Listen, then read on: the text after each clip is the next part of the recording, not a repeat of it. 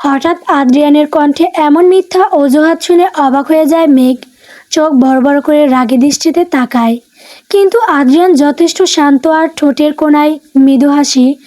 কথাগুলো জিয়ার কতটুকু বিশ্বাস হয়েছে তা তার মুখের আদলে ফুটে উঠল না। জিয়া সন্দেহ প্রবল তীক্ষ্ণ চোখে আদ্রিয়ানের কথা বলার ধরন পর্যবেক্ষণ করলো, কিন্তু তার সন্দেহ আর বাড়ায় না, কারণ নবীনবরণ অনুষ্ঠানে ফারহানের প্রপোজের ঘটনা সে নিজ চোখে দেখেছে। মেঘ ফারহানকে ভালোবাসে, তাছাড়া আদ্রিয়ান বাংলাদেশে থাকা তার বিবাহিত স্ত্রী ছাড়া অন্য কোনো মেয়ের সাথে পরকীয়ায় জড়াবে না, এই কথা বলেছে।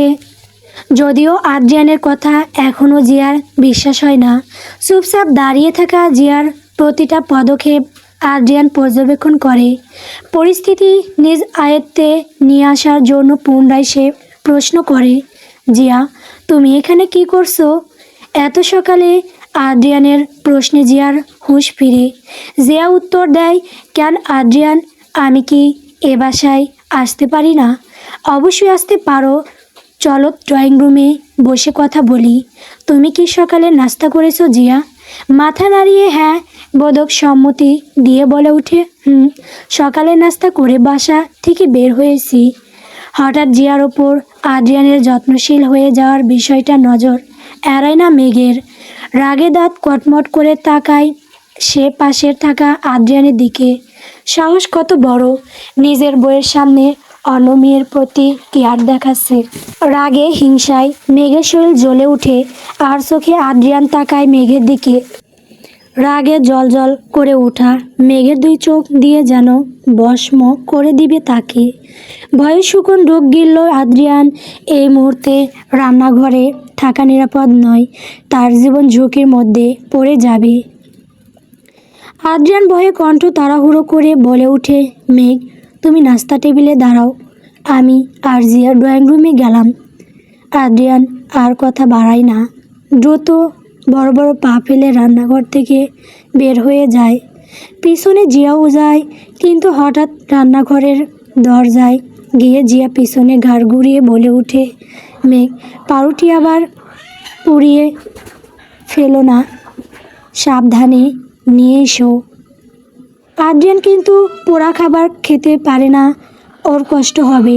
জিয়ার বলা এই সাধারণ কথাই যেন মেঘ তেলে বেগুনে জ্বলে ওঠে। আদ্রিয়ান পোড়া খাবার খেতে পারবে না, ওর কষ্ট হবে। মাই ফুড, মায়ের চেয়ে মাসির দরদ বেশি। তার স্বামীর কোন খাবার খাবে তা কি এখন জিয়া ঠিক করে দিবে? যত সব আদিক্ষেতা পাউরুটির বদলে ইচ্ছা করছে এই দুজনকে ওভেনে দিয়ে পুড়িয়ে কয়লা করে ফেলতে। মেঘ দাঁত কটমট করে বলে ওঠে, ডোন্ট ওরি জিয়া, পাউরুটি পুড়বে না, কিন্তু অন্য কিছু ঠিকই পুড়বে, আবার খুনও হতে পারে। রাগে রাগে কণ্ঠে বলা মেঘের কথার মানে বুঝলো আদ্রিয়ান। সামান্য ভয় পেল, কিন্তু কোনো কথার মানে জিয়ার বোধগম্য হলো না। জিয়া প্রশ্ন করে, মেঘ, তুমি কি বললে পাউরুটি খুন? মানে? জিয়ার প্রশ্নের উত্তরে মেঘ কোনো কথা বলতে যাবে, তার আগেই আদ্রিয়ান দ্রুত বলে ওঠে, জিয়া, তুমি কেন মেঘের কথা শুনছো? ও এখন ডক্টরি নিয়ে পড়াশোনা করছে, তাই পড়া, খুন এইসব অদ্ভুত শব্দ মাথায় আসে। তুমি চলো এখান থেকে।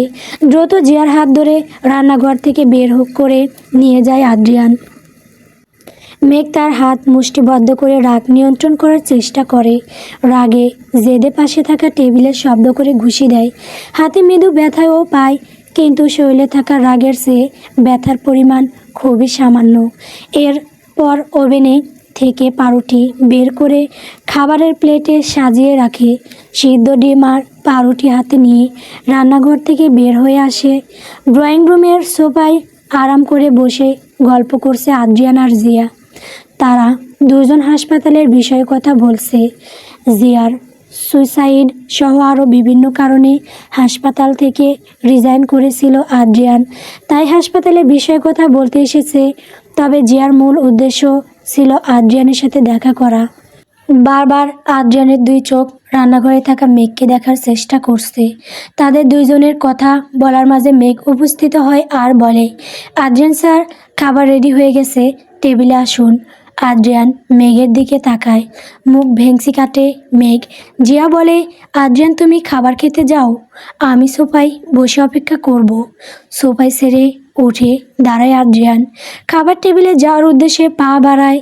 মেঘ সৌজন্যে বোধ দেখিয়ে বলে, জিয়া ম্যাম আপনিও চলুন, খাবার খাবেন, সবাই একসাথে নাস্তা করি। মেঘের কথায় জিয়া রাজি হতে পারল না। সকালে নাস্তা খেয়ে এখন তার আর কোনো ক্ষুধা লাগেনি। জিয়া বলল, না মেঘ, আমার এখন আর ক্ষুধা নাই।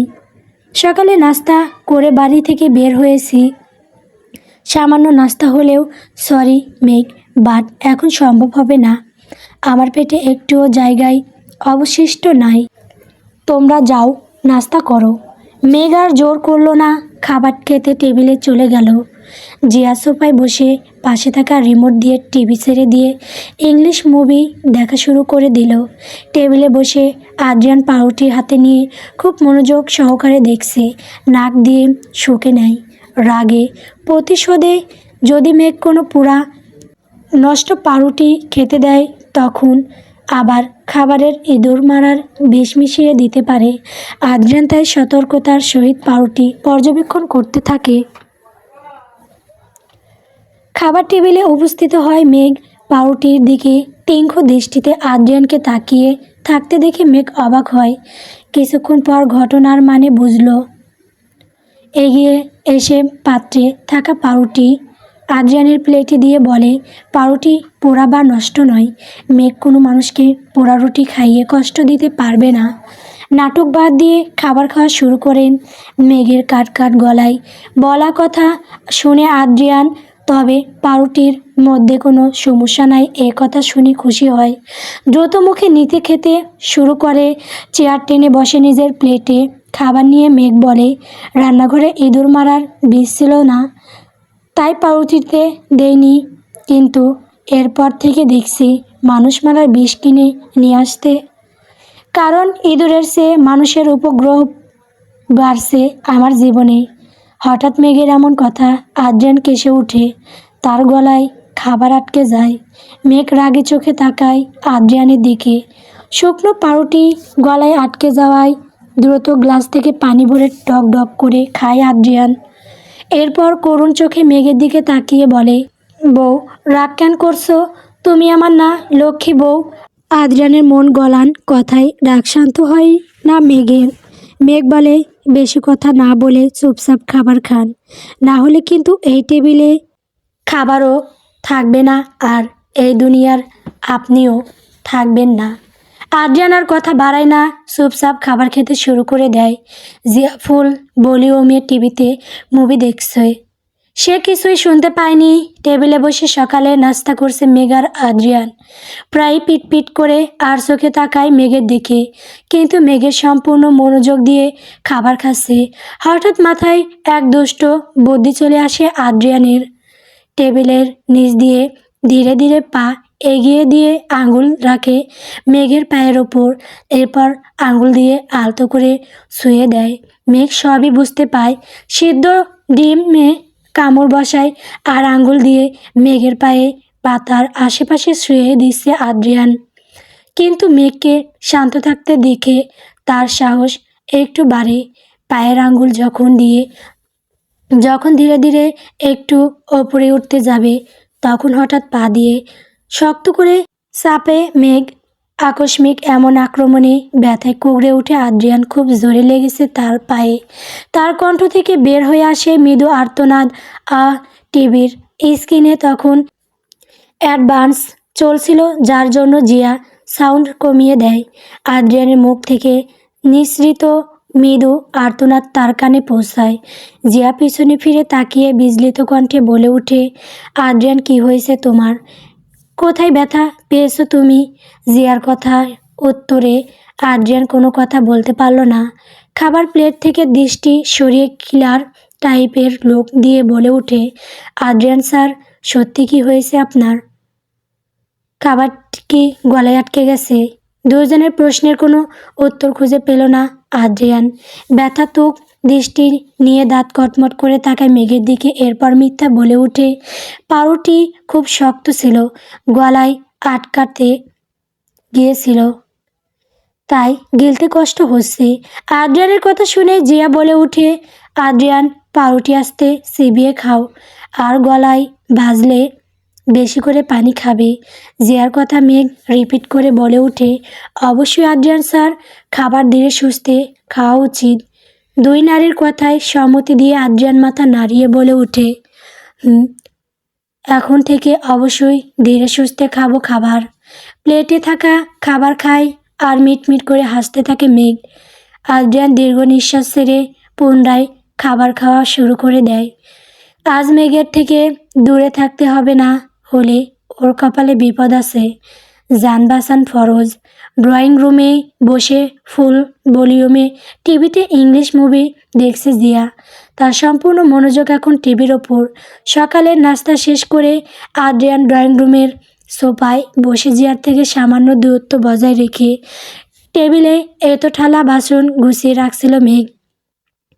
আদ্রিয়ান সমস্ত কর্মকাণ্ড আর চোখে দেখল সে। রাগে শরীর জ্বলে যাচ্ছে, তবুও মুখে তা প্রকাশ করলো না। পাশে আদ্রিয়ানকে বসতে দেখে জিয়া টিভি বন্ধ করে দিল, এরপর বলে, আদ্রিয়ান, হাসপাতালে তুমি দীর্ঘদিন ধরে যাও না, কবে জয়েন করবে তুমি? জিয়ার কথা শুনে আদ্রিয়ান শান্ত আর গম্ভীর কণ্ঠে বলে ওঠে, হাসপাতাল জয়েন করার কোনো পরিকল্পনা এখন নাই, আর 1 মাস পর বাংলাদেশে ফিরে যাব। মেডিকেলে ক্লাসের জন্য এখন যাওয়া সম্ভব হচ্ছে না। বাংলাদেশে ফিরে যাবে আদ্রিয়ান, কিন্তু হঠাৎ কেন? তবে কি সত্যি আদ্রিয়ান বিবাহিত? তার বউয়ের সাথে দেখা করতে যাবে, কিন্তু জিয়া তা হতে দিবে না। জিয়া ছাড়া অন্য কোনো নারী আদ্রিয়ানের সঙ্গে স্পর্শে আসতে পারবে না, অসম্ভব।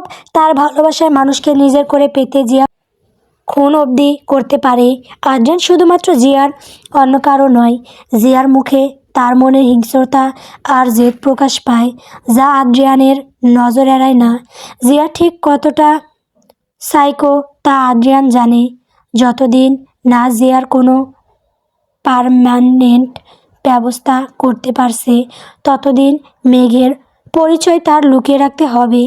জিয়ার যদি একবার জানতে পারে মেঘই আদ্রিয়ানের বউ, তবে এর পরিমাণ ভয়ঙ্কর হবে। জিয়ার আগে জিদে হয়তো মেঘকে খুন করে ফেলতে পারে। তাছাড়া এখন যে মেডিকেল কলেজে মেঘ পড়াশোনা করছে, তার অন্যতম শেয়ার হোল্ডার হলো ইরফান সাহেব। মেঘের পড়াশোনা মাত্র শুরু। এখন যদি জিয়া কাগজপত্রে সংগঠিত কোনো ঝামেলা করো তখন, অথবা ইরফান সাহেবের কথায় যদি মেঘকে কলেজ থেকে বহিষ্কার করে, মেঘের ডক্টরি কেরিয়ার শেষ হয়ে যাবে। কিন্তু চিরকাল জিয়ার থেকে এই সত্য লুকিয়ে রাখা যাবে না। খুব শীঘ্রই জিয়ার কোনো ব্যবস্থা করতে হবে। মামা বাসায় ফিরলে তার সাথে কথা বলতে হবে। মুখ গম্ভীর করে কপালে চিন্তার ভাঁজ নিয়ে বসে আছে আদ্রিয়ান। থালা বাসন গুছিয়ে রান্নাঘরে রেখে এসেছে মেঘ। জিয়া বলে, আদ্রিয়ান, তুমি কি সত্যি হাসপাতালে জয়েন করবে না? বাংলাদেশে হঠাৎ করে কেন যাবে তুমি? জিয়া, হাসপাতালের জয়েন আমি এখন করতে চাই না। দীর্ঘ 9 বছর কেরিয়ার আর ডক্টরি পিছনে শেষ করলাম। এখন দেশ বা পরিবারের মানুষের সাথে সময় কাটাতে চাই, তাই বাংলাদেশে ফিরে যাব। আদ্রিয়ানের কথা রান্নাঘর থেকে সব শুনল মেঘ। যদি বাংলাদেশে ফিরে যায় আদ্রিয়ান, তবে মেঘও কি সাথে যাবে? কিন্তু মেঘের পড়াশোনার কি হবে? হঠাৎ আদ্রিয়ানের এমন সিদ্ধান্তের মানে কি? জিয়া এবার মনের মধ্যে লুকিয়ে থাকা সংকোচ দূর করতে প্রশ্ন করে ওঠে, আদ্রিয়ান, বাংলাদেশে কি তোমার বউয়ের সাথে দেখা করতে যাবে তুমি?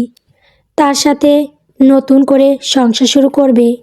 আদ্রিয়ান এক পলক রান্নাঘরে থাকা মেঘের দিকে তাকিয়ে বলে, বউয়ের সাথে সংসার করার জন্য বাংলাদেশে যাব। এখন আমার বউকে তার মর্যাদা দেওয়া উচিত। জিয়া কোনো শব্দ করল না। তার মনে থাকা রাগ বিরক্তি প্রকাশ না করে শুধু বলল, ওহ। গল্প তোমার নামে নীলছে তারা। বন্ধুরা, গল্পটি কেমন হয়েছে কমেন্ট করে বলবেন। পরবর্তী পর্ব সবার আগে পাওয়ার জন্য অবশ্যই আমার চ্যানেলটিকে সাবস্ক্রাইব করবেন, লাইক করবেন। ধন্যবাদ।